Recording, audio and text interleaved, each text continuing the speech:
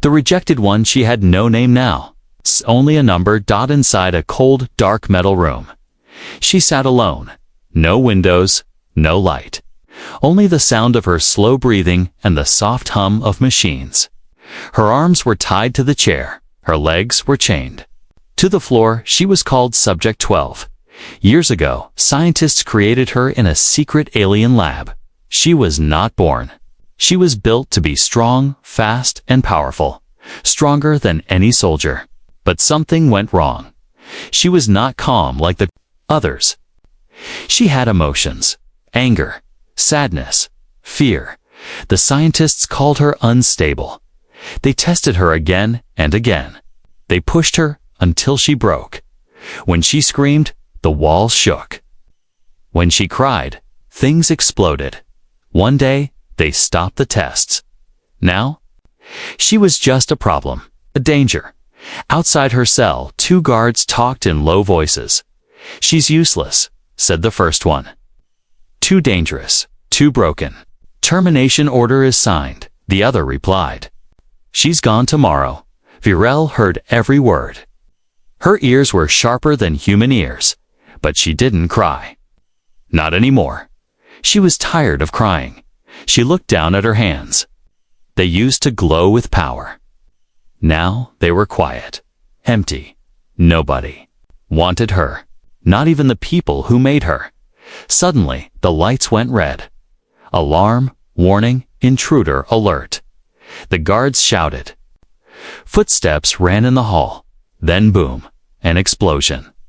Dust fell from the ceiling. Screams echoed in the distance.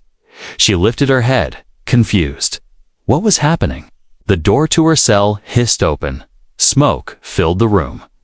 Through the smoke, a tall figure appeared. Not an alien, not a soldier, a human. He wore a black jacket with a symbol on his arm, a broken star. His face was rough, with a short beard and sharp eyes. He didn't speak at first. He just looked at her, and then, for the first time in her life, someone smiled at her. "You don't look so dangerous to me," he said. She narrowed her eyes. Was this a trick? "Who are you?" she asked, voice dry and unused. "Name's Ray Carter," he said, walking closer. "Captain of the ship Starfire. I break things, and sometimes I save people." She shook her head. "You should leave. They'll kill you." "They already tried," he said, pulling a blaster from his belt. "Didn't work." He looked at her chains. "These yours?" She nodded. He shot them off, one by one. The metal fell to the floor with a loud clang. For the first time in years, she could stand.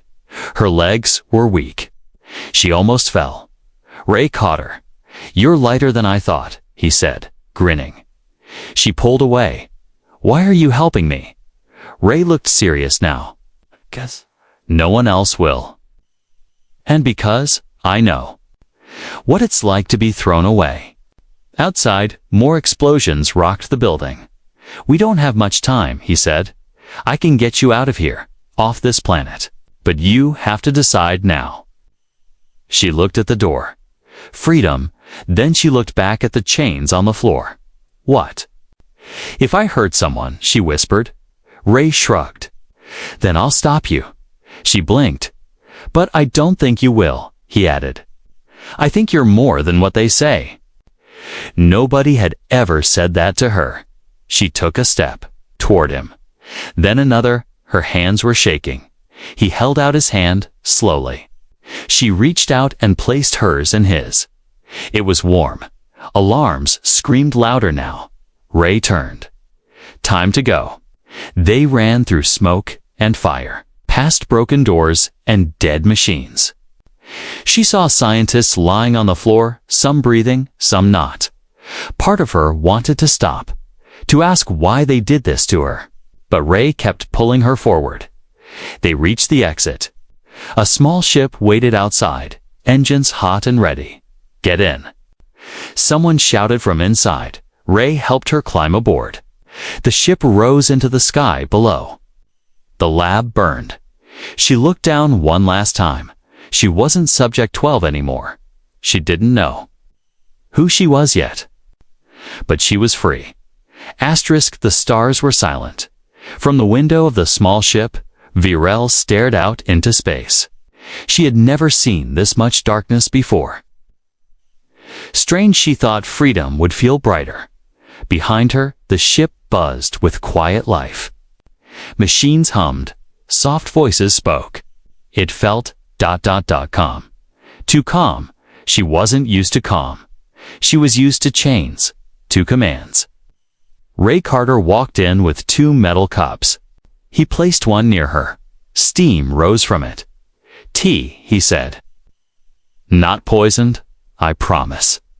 Virel didn't smile. She didn't trust promises. She looked at the cup like it might attack her. Ray sat across from her. Stretched out, relaxed, like this was all normal. Like saving alien weapons from secret labs was just another Tuesday. "Crew's nervous," he said, sipping his own tea. "Can't blame them. You almost melted the engine room door." "I thought I was being locked up again," she replied. Eyes cold, Ray nodded. "Fair enough." Silence filled the room again. She looked around. The walls were patched with old metal plates. Scratches told stories of past fights.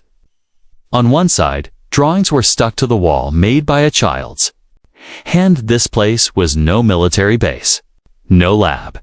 It was alive and messy. A tiny voice came from the hallway. "Captain, is she dangerous?" It was a young girl, maybe 6 years old, hiding behind a robot leg. Her eyes peeked at Virel, wide and curious. Ray smiled. "Only when she's hungry." The girl giggled and ran off. Virel tilted her head. "Why is a child on a ship like this?" Ray leaned back.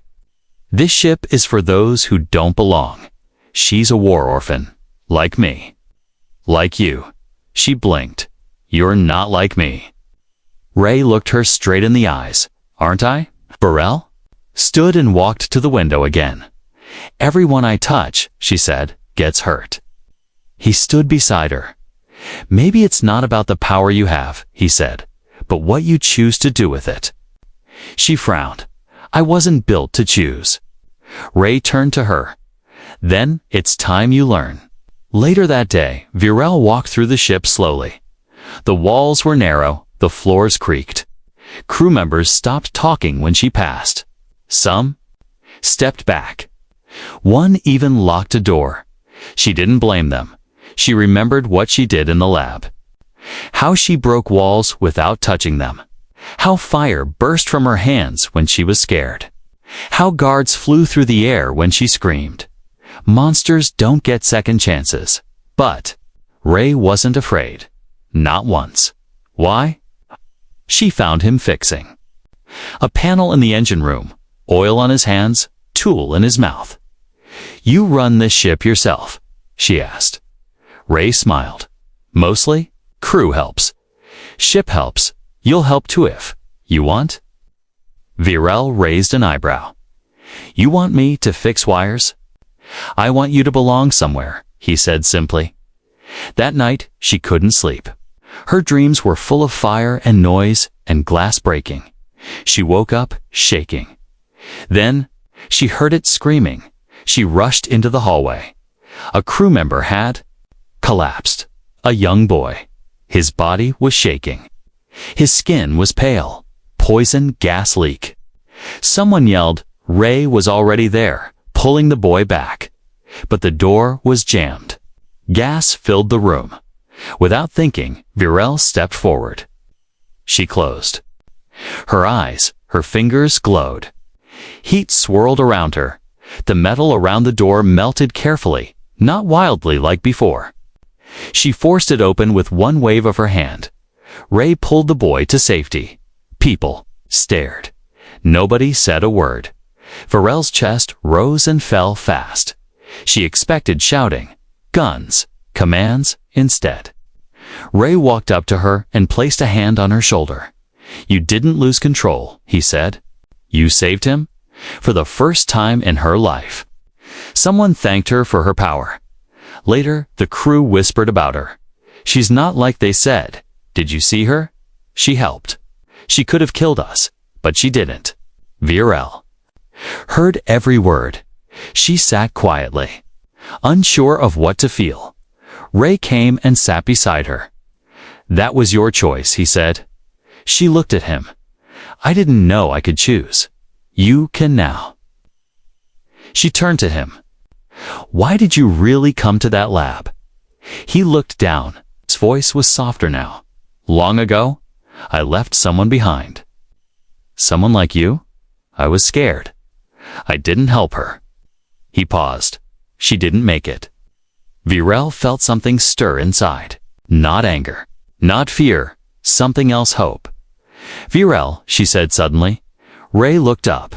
What? My name. It's not Subject 12. It's Virel. Ray smiled. Nice to meet you, Virel, but far away, in the dark corners of space. Someone was watching, and they weren't happy she had escaped.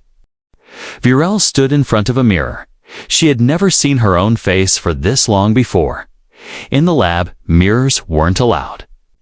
Broken reflections reminded her of broken parts. Now, inside Ray Carter's ship, Starfire, she was seeing herself clearly. Alien skin, pale blue dot eyes, too sharp, a body built for war, not for peace. The bathroom door slid open. A small voice said, "You forgot your towel." It was the child again, the girl with the curious eyes. She held out a soft cloth. Virel didn't know how to respond. "Thank you," she said awkwardly, taking it. The girl smiled. "You talk funny. I wasn't made to talk." "You're weird," the girl giggled, but not scary. Then she ran off. Virel stared at the door as it closed behind her. Not scary. That was new. The crew of Starfire didn't know what to make of her. Some ignored her. Some whispered when she passed. Some kept hands near their weapons. They all saw her save the boy during the gas leak.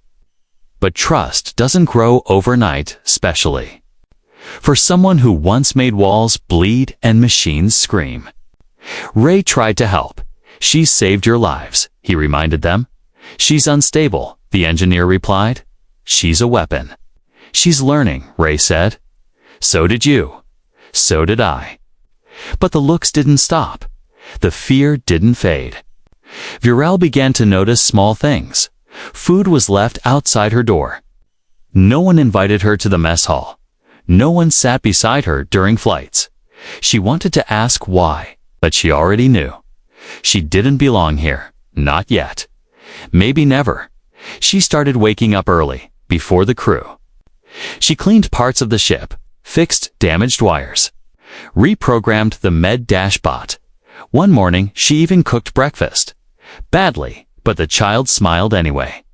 "Yours tastes funny, but okay." That made her chest feel warm. It scared her more than any weapon. Later that day, Virel walked into the engine bay. Ray was fixing something. Again. "You break things a lot," she said. Ray grinned. "It's how I bond with this ship." He looked at her hands. "You've been working," he said. She nodded. "Why? I don't want to be useless." "You're not," Ray said. "I don't want to be feared." Ray placed his tools down. He turned to her, serious. "You're not just a weapon, Virel." She said nothing. He added, "You're not here to prove anything. Just be." Be what?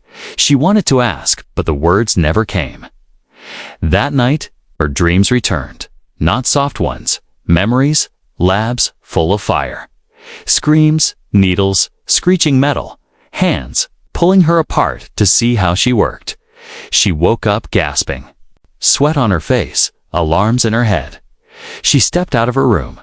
The hall was quiet, but not empty. She heard a whisper. Two crew members stood near the cargo bay, talking in secret. "She's dangerous. You saw her eyes. She's fixing things now." Fixing or planning. "We should tell the captain."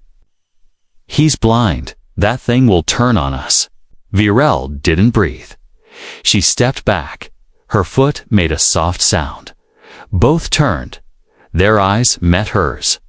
No one said a word. The next morning, she packed her small bag. She was going to leave. Ray found her in the airlock. "You running?" She didn't look at him. "I don't belong here." "Who told you that?" "No one needs to. I can hear it. I can see it." Ray stepped closer. "You're afraid." "Oh." "They are." Ray didn't argue. He just said, "Come with me." He took her to the old storage room. Inside were crates covered in dust, old photos on the wall. One photo showed Ray young, smiling with another girl. She looked like Varel, not the same, but close. "Alien built, strong. She died," Ray said. "She was like you." The crew never trusted her. Varel looked at the photo. "Did she turn on them?" "No," Ray said. "They turned on her." He faced her. "I'm not letting that happen again." Just then, boom, a shockwave rocked the ship. Lights flickered. Red alarms screamed. Ray tapped his comm. "What was that?" The engineer's voice came in, panicked. "Someone sent out a signal. A tracker. We're being followed." Ray turned to Varel. "Did you?" "No," she said quickly. "I didn't do anything." He stared at her. She stared back. Was this trust or another test? He nodded. "I believe you." Outside, in deep space, 3 warships changed course, heading straight for Starfire. Someone had betrayed them, and Varel wasn't the only danger anymore. Asterisk. The silence before battle is worse than battle itself. Varel stood on the bridge of Starfire, watching the stars shift as the ship changed course. Her eyes stayed locked on the dark space ahead, but her mind was full of noise. Behind her, whispers grew louder. She called them. "She was always going to turn on us. She's too dangerous. Get rid of her." They thought she couldn't hear. She could. She heard everything. Ray stood between her and the rest of the crew. "We don't know who sent the signal," he said. "And we don't point fingers without proof. She's not even human." The engineer snapped. "She saved your life," Ray replied coldly. "Or did you forget?" The man said nothing. But he looked at Varel like she was a ticking bomb. Later, in the engine room, Varel sat alone on the cold metal floor. She didn't feel like fire today. She felt like smoke. Fading Ray walked in, his boots echoing. "Warships are 3 hours away," he said. "We can't outrun them." "I can fight," Varel said softly. "I know, but they'll be more afraid." Ray nodded. "Yes, probably." She looked at him. "Then what do I do?" He crouched down beside her. "You decide." In the war lab, she was a weapon. A tool. When danger came, they pointed her like a gun. Now Ray was telling her something strange, that she had a choice. But choice was heavy. It hurt more than chains. The crew began preparing for impact. Shields up. Weapons ready. The small ship wasn't built for war. It was built to hide, to carry the broken and unwanted through forgotten stars. It wasn't ready for this. Neither was Varel. 1 hour left. The young girl, the one who had brought Varel a towel, sat alone in a corner, holding a stuffed toy. Varel watched her quietly. That child wasn't trained to fight. She wasn't built for destruction. She deserved peace. Even if Varel didn't. The warships arrived. 3 massive beasts in the sky. Sharp, silent, deadly. They didn't send a warning. They opened fire. Starfire shook. Sparks flew. Systems crashed. 1 engine failed. The crew screamed orders. Ray yelled into the comms, and Varel. She walked to the center of the ship, slowly, calmly, like she was walking into a storm. "Stop her," someone shouted. "She'll kill us all." "No," Ray said. "Let her decide." Varel placed her hands on the floor, closed her eyes, breathed in, then dash fire. But not wildfire, controlled, beautiful. Her body lit up. glowing gold blue. The ship stopped shaking. Her power flowed through the floor, into the walls, into the broken wires and shattered systems. She became the ship's heart. She became its shield. Outside, the warships fired again. But the blasts hit a glowing barrier, a force field Varel was creating with her own energy. "Is that even possible?" One crew member whispered. "No," the engineer replied. "But she's doing it." Ray stood on the bridge, watching her. Eyes wide. She wasn't a weapon now. She was a protector. But power has a cost. Blood dripped from her nose. Her legs shook, her hands cracked with light. She was burning from the inside out. Ray ran to her. "You're pushing too hard." "I can't stop," she whispered. "They'll die. We'll find another way." But she didn't listen. She looked at the young girl holding the toy. And she smiled. Suddenly, small voice shouted, "Enemy ship, powering up for boarding." Ray cursed. Varel shields down. "They're coming inside." She opened her eyes. Let them. The doors to Starfire burst open. Enemy soldiers stormed in, armored and armed. They aimed their weapons, but Varel stepped forward. Eyes burning with light. She didn't scream. She didn't roar. She whispered, "Leave." Every soldier dropped their gun. Some dropped to their knees. The air around her was too heavy. Too hot. Too loud with silence. One soldier tried to fire. His weapon melted in his hands. They ran. The ship went. Quiet smoke floated through the air. Then dashed cheers, soft at first. Then louder. She saved us. She protected us. She's not just power. She's one of us. Varel collapsed. Ray caught her. Her skin was cold, but her face was calm. "You chose mercy," Ray whispered. "I chose," she said faintly, "to be more."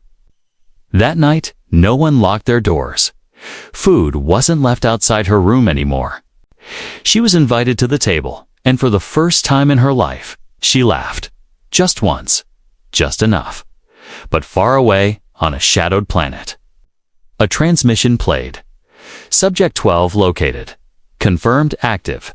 Send retrieval force. No survivors. The ship didn't celebrate for long. After the battle, after the cheering, after the relief, came the silence. That kind of silence that makes people whisper in corners. Such. That makes you check over your shoulder. That makes you wonder. Did they find us? Varel walked slowly through the dim halls of Starfire. Her energy drained, her heart still heavy. The crew had accepted her. For now, but trust is a fragile thing. Even one crack can let darkness in. Ray stood near the engine bay, arms crossed, staring at a screen full of static. He had run the scan 10 times. Same result, the tracker signal didn't come from outside. It came from inside. Someone on board had sent the signal. Someone wanted them dead. Varel walked in. Another attack? No, Ray said. Something worse. She watched his face. Calm, but tight. "I have to ask you something," he said. She nodded. "You think it was me?" Ray didn't answer at first. Then, carefully, he said, "If I were anyone else, I might." She looked away. It hurt more than she thought it would. Later that night, the crew was called to the cargo hold. Ray stood in front of them. "We've been betrayed," he said. "The enemy didn't just find us by luck. Someone here called them." Gasps. Whispers. Eyes moved fast. Ray continued. "We're going to run a check on every COM device, every personal log, every terminal." A voice spoke from the back. "The engineer." "Start with her," he said, nodding toward Varel. Everyone turned. Ray raised a hand. "We start with everyone." But the damage was done. The doubt was back. Varel returned to her quarters. She didn't sleep. She sat in the dark, hands on her lap. Eyes glowing softly. She could burn through the walls if she wanted. She could escape. vanish into the stars. But something inside her didn't want to run this time. It wanted to stay. It wanted to be. Scene. Hours passed. The scan began. Crew logs, messages, devices, all checked. No answers until the med-bot, someone had used it to send the signal. Ray's voice came over the intercom. Found it. Signal was bounced through the medbot, controlled remotely by someone with access. He paused. The engineer. Chaos exploded. People yelled. The engineer tried to run, but he didn't get far. Varel stood in his way, her eyes glowing. Her body still weak, but steady. You were willing to kill them all, she said. For what? The engineer spat on the ground. You're a weapon. A bomb waiting to go off. I gave them a chance to stop you before you destroyed us. I saved this ship, she said quietly. And now they praise you like you're one of us, he hissed. But you're not. You're an experiment. She didn't speak. She didn't need to. She simply stepped aside. Let the crew take him. Ray locked him in a holding cell. Then he came to Varel. I'm sorry, for what? For ever doubting you. She looked at him. You didn't? Really, he said. But I didn't defend you fast enough either. Silence. Then Varel asked, what will happen to him? Drop him at the next station. Let the sector decide.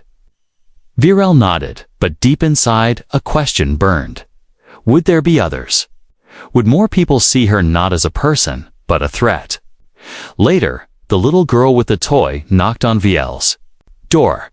She handed her a tiny drawing. It showed a stick figure with glowing hands, standing in front of a fire. Below it, one word, hero. Varel held the paper gently, for the first time in a long time. She smiled, but far away, in the command center of a dark starship. A cold voice spoke through a communicator. Subject 12 is still active. She's joined with humans, said another voice. Then destroy them both. The first one replied, no witnesses, no survivors. A new hunter was being released, one who knew Varel's every weakness, one from her past, back on Starfire. Varel sat beside Ray. The stars ahead looked peaceful, but war was coming, and this time, it was personal. Astric space moved slow again. After the betrayal, after the battles, after the fire and fierce starfire drifted in quiet skies. No alarms, no shouting, no guns, just silence, the kind of silence where healing begins. Varel stood in the garden. Room, yes, garden, hidden deep inside the ship. There was a tiny space where green things lived. Ray had built it from scrap and soil. A gift for the crew, a place to breathe. Now, Varel stood between glowing leaves and soft light. Her hands hovered over a tiny plant. It was weak, cracked. She touched it gently. The leaf healed. She blinked, not with power, not with force, just with care. Behind her, Ray spoke. Didn't think you'd like plants. I was made to destroy, Varel said softly. Ray stepped beside her. Even stars explode to make new worlds. She looked at him. Was this always? Here, since before you, he said. Before the war. Before everything. She nodded slowly. Feels strange. What does?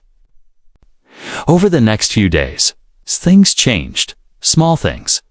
The engineer's tools were left out in the open. Doors didn't lock when she passed. The crew still cautious began speaking to her, not with fear, with respect. One even joked, you fix the navigation system. Can you fix my bad luck next? She didn't laugh, but she didn't walk away either, in the mess hall. She sat with the others. The child, now always beside her, called her Big Sis V. Varel didn't correct her. She liked the name. Ray taught her how to pilot the ship, not for battle, just flying. She wasn't perfect. She crashed into a moon simulator twice, but he smiled every time. Not bad. At least you didn't blow it up. She rolled her eyes.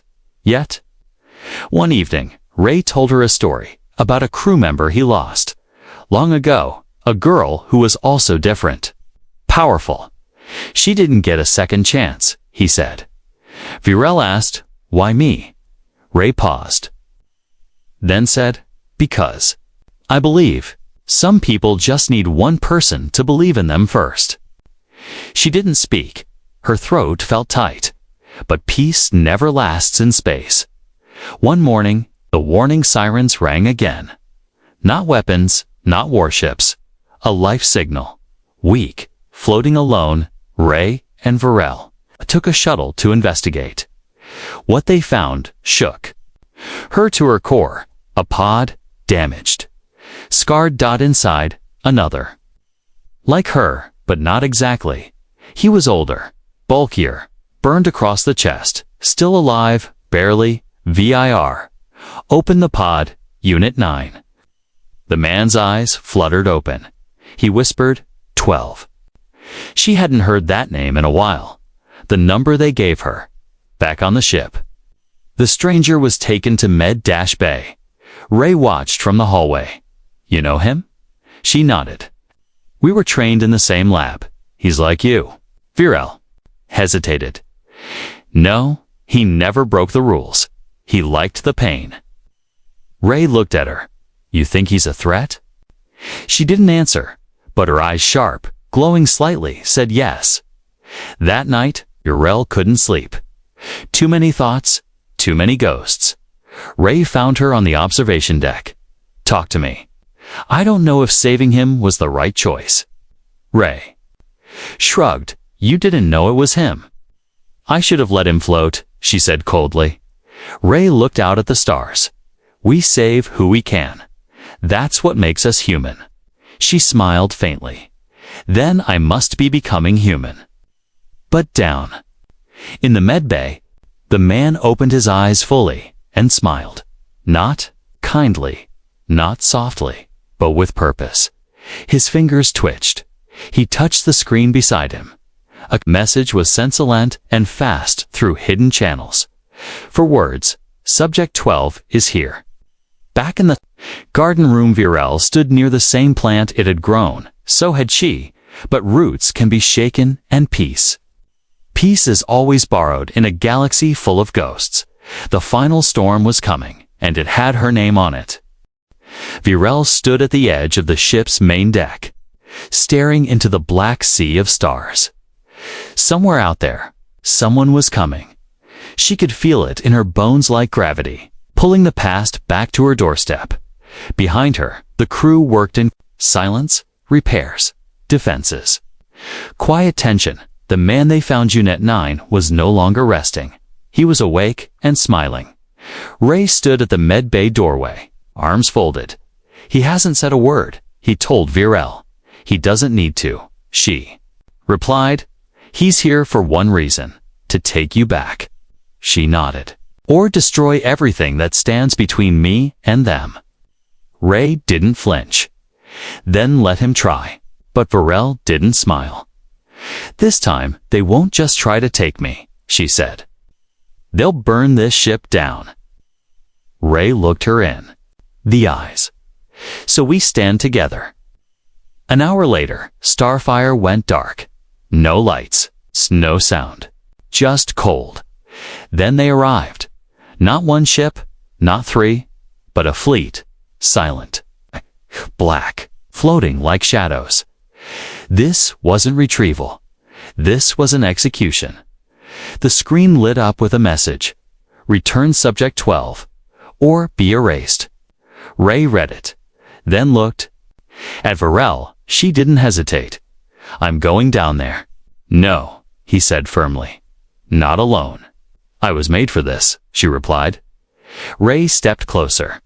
You weren't made. You were found. She paused, then said softly, I have to face what I was before I can become something else. She stepped into the landing bay, wearing simple clothes, no armor, no weapons, just herself. Unit 9 was all ready.